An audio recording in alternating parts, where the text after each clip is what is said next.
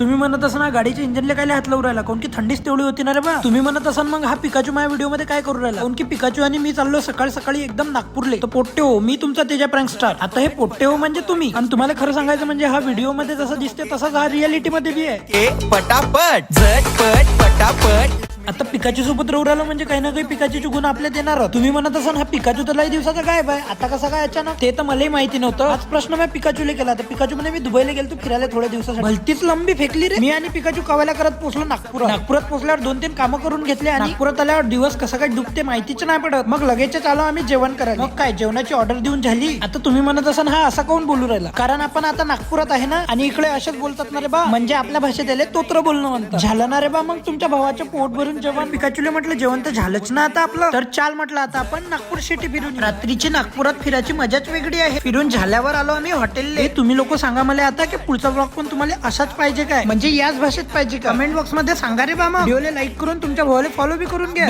भेटू पुढच्या ब्लॉग मध्ये. जय महाराष्ट्र.